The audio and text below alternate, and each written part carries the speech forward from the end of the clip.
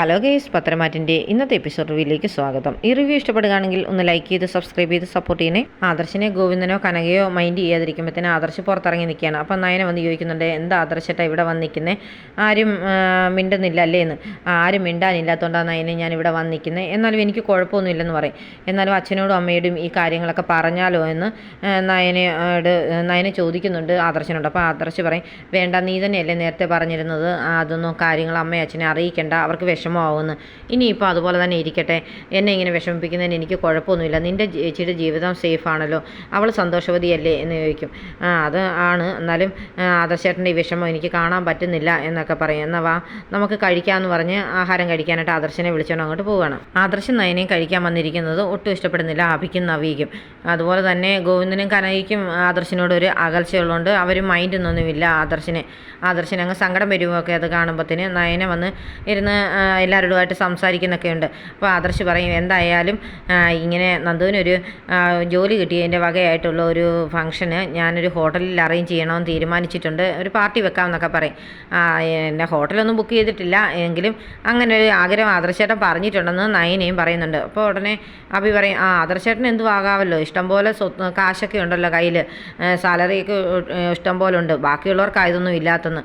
അതെന്താടാ നീ അങ്ങനെ പറഞ്ഞു, നിനക്കിപ്പോൾ ഒരു ജുവലറിയുടെ ചുമതല തന്നിട്ടില്ലേന്ന് ചോദിക്കും. അത് പിന്നെ തന്നിട്ടുണ്ടെന്ന് പറഞ്ഞിട്ട് വലിയ കാര്യമൊന്നും ഇല്ലല്ലോ, അതിന് മേളിൽ വേറെ ആളെ വെച്ചിട്ടില്ലേ എന്ന് നവ്യ ചോദിക്കും. അതിന് അഭിയുടെ തന്നെ അല്ലല്ലോ, അനിയുടെ ഇതിലും അങ്ങനെ മാനേജർമാരുണ്ടല്ലോ എന്ന് പറയും.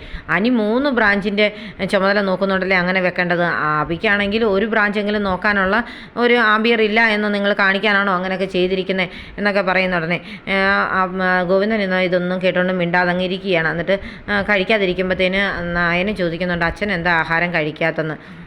എനിക്ക് കഴിക്കാൻ തോന്നുന്നില്ല മോളെ എന്നൊക്കെ പറഞ്ഞിട്ട് ഇച്ചിരി കഴിക്കാൻ തുടങ്ങിയിട്ട് പെട്ടെന്ന് എഴുന്നേറ്റ് അങ്ങ് പോവുകയാണ്.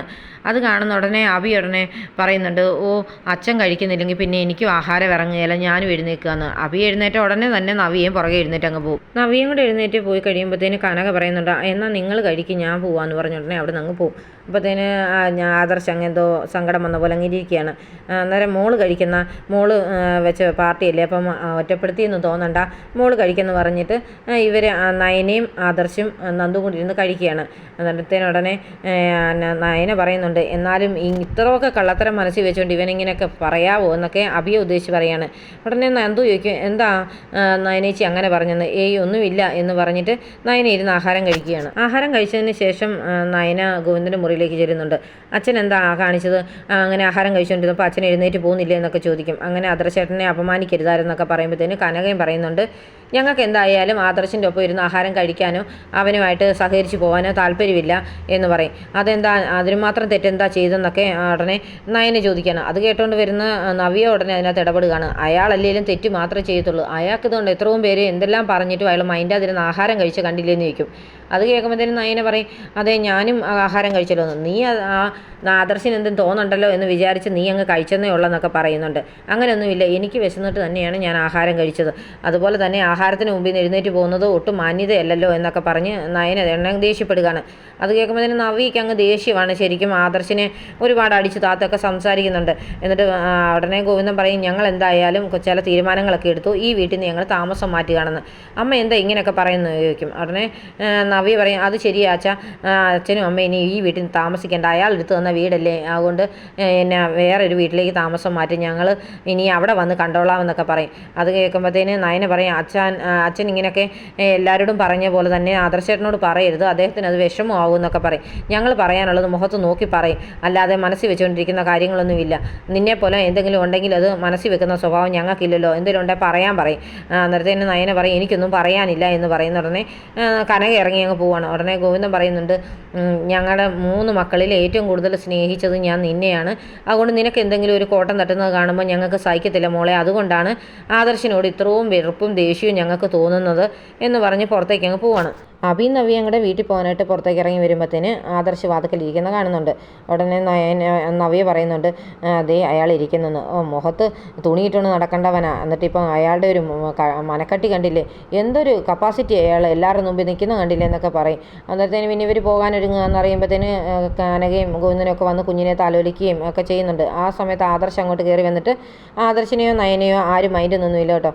ഇവർ യാത്രയാക്കാനായിട്ട് അവരുടെ പുറകെ അങ്ങ് പോകും. അതന്നെ നയന പറയുന്നത് പറയുന്നുണ്ട് അച്ഛനും അമ്മയും കുറേ ഓവറാകുമെന്ന് എനിക്ക് തോന്നുന്നുണ്ട്, ഇങ്ങനെ പോയാൽ ഞാൻ സത്യങ്ങളൊക്കെ പറയും ആദർശേട്ടാ എന്ന് പറയുന്ന ഉടനെ ആദർശ് പറയും വേണ്ട, ഇതൊന്നും പറയണ്ട, അവരുടെ മനസ്സിലെ വിഷമം കൊണ്ടല്ലേ എന്നൊക്കെ. നവ്യയും അവിയൊക്കെ യാത്രയാക്കുന്ന സമയത്ത് നവ്യ പറയുന്നുണ്ട് അമ്മ ഇനിയെങ്കിലും അവളെ ഒന്ന് ഉപദേശിക്ക്, അവളോട് അയാളെ കളഞ്ഞേച്ച് തിരിച്ച് വീട്ടിൽ പോരാൻ പറ എന്നൊക്കെ പറയുന്നുണ്ട്. അത് കേൾക്കുമ്പോഴത്തേന് ഞാൻ എന്തായാലും പറയുന്നുണ്ട്, ചില കാര്യങ്ങളൊക്കെ ഞാൻ തീരുമാനിച്ചിട്ടുണ്ട് എന്നൊക്കെ ഗോവിന്ദനും പറയുന്നുണ്ട്. പിന്നെ ഇവർ പോയി കഴിയുമ്പോഴത്തേന് ഇവർ രണ്ടുപേരും അകത്തേക്ക് കയറി വരുവാണ്. അപ്പം നന്ദുവിനെയും വിളിക്കുന്നുണ്ട്, വാ ചില കാര്യങ്ങൾ സംസാരിക്കാനുണ്ടെന്ന്. ഞാനില്ല, എന്തായാലും ആദർശേട്ടൻ്റെ ഭാഗത്ത് ഒരു തെറ്റുമില്ലെന്ന് എനിക്കറിയാം, അപ്പം പിന്നെ ഞാൻ അതിനകത്തോട്ട് വന്ന് ഇടപെടുന്നേ ഇല്ലെന്ന് നന്ദു പറയുന്നുണ്ട്. പിന്നീട് ഗോവിന്ദനും കനകയും കൂടെ ഹാളിൽ വന്നു കഴിഞ്ഞിട്ട് ആദർശിനോടായിട്ട് പറയുന്നുണ്ട് ആദർശ് എനിക്ക് ചില കാര്യങ്ങൾ സംസാരിക്കാനുണ്ടെന്ന്. ഉടനെ ആദർശ് പറയും ചന്തുമോളുടെ കാര്യമാണെങ്കിൽ അച്ഛനും അമ്മയ്ക്കും ഒന്നും തോന്നരുത്, അവളെ ഞങ്ങളുടെ ജീവിതത്തിൽ നിന്ന് മാറ്റാൻ പറ്റത്തില്ലെന്ന്. ഉടനെ കനക പറയും ഞങ്ങളുടെ ജീവിതത്തിൽ നിന്നോ, അതെങ്ങനെയാകുന്നത്, ആദർശിൻ്റെ ജീവിതത്തിൽ നിന്ന് പറ്റത്തില്ല എന്ന് പറഞ്ഞാൽ പോരെ, നയനമോൾ അത് സഹിക്കേണ്ട ആവശ്യമൊന്നുമില്ലല്ലോ എന്ന് ചോദിക്കുമ്പോഴത്തേന് നയന പറയുന്നുണ്ട് അമ്മ ഒന്നും പറയണ്ട, ഞങ്ങളുടെ ജീവിതത്തിൽ നിന്ന് തന്നെയാണ് ചന്തുമോളെ നീക്കാൻ പറ്റാത്തത്, ഞങ്ങൾ ആ കുഞ്ഞിനെ ഞങ്ങളുടെ സ്വന്തം കുഞ്ഞായിട്ട് തന്നെയാണ് കരുതുന്നൊക്കെ പറയും. എന്തൊക്കെയാണെന്ന് പറഞ്ഞാലും ഞങ്ങൾക്കിതൊന്നും അംഗീകരിക്കാൻ പറ്റത്തില്ല, അതുകൊണ്ട് ആദർശമോൻ എടുത്തു വന്ന ഈ വീട്ടിൽ ഇനിയും താമസിക്കുന്നതിൽ അർത്ഥമില്ല, ഞങ്ങൾക്ക് ഇത്രയും വലിയ വീടും കാശും ഒന്നും വേണ്ട, അതുകൊണ്ട് ഞങ്ങൾ ചെറിയൊരു വീട് എടുത്തിട്ടുണ്ട്, ആ വീട്ടിലേക്ക് നാളെ തന്നെ മാറും, രാവിലെ വാൻ വരാൻ പറഞ്ഞിട്ടുണ്ട്, സാധനങ്ങളെല്ലാം അങ്ങോട്ട് മാറ്റി കാണുന്നു. അത് കേൾക്കുമ്പോഴത്തേനും ശരിക്കും സങ്കടം വരുന്നുണ്ട് ആദർശിന്. നയനയ്ക്കും അങ്ങ് സങ്കടം വരുവാണെങ്കിൽ നയന പറയും അമ്മയും അച്ഛനും എന്താ ഈ പറയുന്നൊക്കെ ചോദിക്കും. അപ്പോൾ കനക പറയും എനിക്ക് നേരത്തെ കോടികൾ വേണമെന്നുള്ള ആഗ്രഹങ്ങളൊക്കെ ഉണ്ടായിരുന്നു, പക്ഷേ ഇപ്പോൾ എനിക്ക് മനസ്സമാധാനം വേണമെന്ന് മാത്രമേ ഞാൻ മനസ്സിൽ ഓർക്കാറുള്ളൂ, അതുകൊണ്ട് നിങ്ങൾ ഈ വീട്ടിൽ താമസിക്കുന്നില്ല, അച്ഛൻ്റെ തീരുമാനം തന്നെയാണ് എൻ്റെ തീരുമാനം, അതുകൊണ്ട് ഞങ്ങൾ പോവുകയാണെന്ന് പറയുന്നുണ്ട്. അച്ഛനും അമ്മയും ഈ വീട്ടിൽ നിന്ന് താമസം മാറ്റിക്കഴിഞ്ഞാൽ പിന്നെ ഞങ്ങൾ അച്ഛൻ്റെ അമ്മയുടെ പുതിയ വീട്ടിലേക്ക് വന്ന് കാണത്തൊന്നുമില്ലെന്ന് പറയും. അങ്ങനെ വേണ്ട മോളെ, ഒരിക്കലും ആദർശിനെയും കൂട്ടി മോളെ ഞങ്ങളെ വീട്ടിലേക്ക് വരരുത്, ഞങ്ങളെ കാണാനും വരരുത് എന്ന് പറയുന്നുണ്ട് ഗോവിന്ദൻ. അത് കേൾക്കുമ്പോഴത്തേന് എനിക്ക് അങ്ങ് ശരിക്കും ദേഷ്യം വരികയാണ്. എന്നിട്ട് പറയും അച്ഛനും അമ്മയും കുറേ പരിധി വിടുന്നു, ഇനിയെങ്കിലും ഇത് സത്യങ്ങൾ നിങ്ങൾ അറിയണം, പറയണ്ടെന്ന് വിചാരിച്ചിരുന്നിട്ടും നിങ്ങൾ എന്നെക്കൊണ്ട് പറയിപ്പിച്ചിട്ടേ പറ്റത്തുള്ളൂ എന്നൊക്കെ പറയും. അപ്പോൾ എന്തിനാ ആദർശ് പറയുന്നുണ്ട് വേണ്ട നയനെ ഒന്നും പറയണ്ടെന്ന്.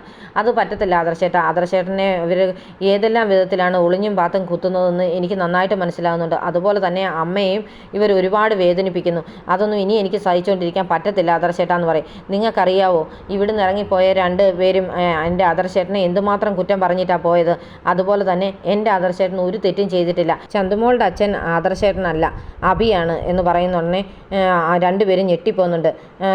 ഇങ്ങനെ സ്തംഭിച്ച് രണ്ടുപേരെയും നോക്കി നിൽക്കുന്നത് കാണിച്ചുകൊണ്ടാണ് ഇന്നത്തെ എപ്പിസോഡ് അവസാനിക്കുന്നത്.